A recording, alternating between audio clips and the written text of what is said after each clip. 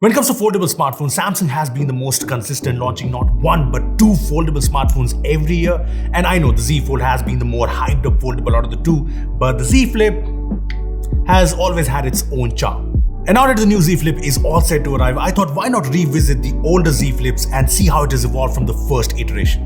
So there have been two Z Flips, the Z Flip 3 that launched last year and the first Z Flip that launched in 2020. Now I know there was also the Z Flip 5G in 2020, but that was just a 5G variant aimed at the US market. So we have the two Z Flips right here, and I remember back in 2020 it was a bold step from Samsung to launch the first Z Flip.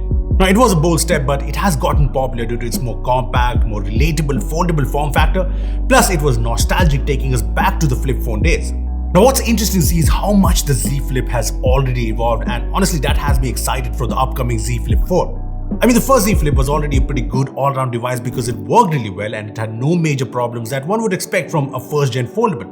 The hinge was fairly solid, the foldable glass display looked really good, and the design was really fancy. But I like how Samsung improved this design even more with the Z Flip 3. It made the original Z Flip design slightly more compact and thin. The Z Flip had a metal frame and metal hinge, but Samsung added armor aluminum to the Z Flip 3's hinge and frame. The hinge was also larger and just more solid. The back was also improved. The Z Flip had a glossy Gorilla Glass back, but the Z Flip 3 brought Gorilla Glass Victus to the back, and its back was more fingerprint resistant. I mean, there were both glossy and matte finishes, and there were some really cool color options. That's all, though the Z Flip was a cool looking phone, but it did not have an IP rating. See, the Z Flip 3 had an IPX8 rating, which meant you could submerge the Flip 3 up to 1.5 meters in water for 30 minutes. Now that was awesome for a foldable phone. Also, the Z Flip had one speaker, while the Z Flip 3 brought stereo speakers. Another evolution in the Z Flip 3 that a lot of people ignored is how the bezels look on the front. Look, the Z Flip had these thick bezels that kind of jutted out. Yes, this was the first generation Flip, and this bezel that was part of the frame was probably to make the design more durable. However, the Z Flip 3's bezels are more in line with what you expect from a modern day smartphone. I also like how the Z Flip 3's frame is not merged with the bezels.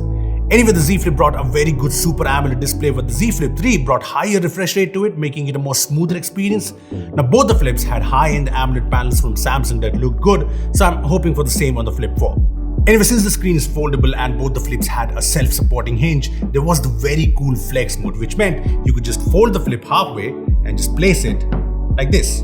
Samsung apps like the camera app or the gallery app get divided into two for better usage.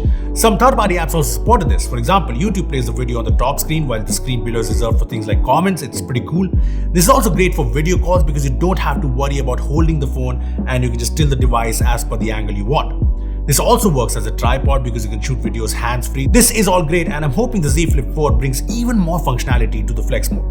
I mean, Samsung is rumored to bring an updated One UI experience that's based on Android 12L, which is designed to work better on dual screen devices and foldable devices. So I'm looking forward to more software tricks in the Z Flip 4. Apart from the foldable screen, one of the highlights of the Z Flip phones has been the cover screen. It was a tiny 1.1-inch AMOLED screen in the first Flip, and in the Z Flip 3, it got bigger and better. I mean, the cover screen in the first Flip was fine, showing you the time and battery, notifications, music playing. It also showed you the camera preview, but all in all, it was too tiny to be useful.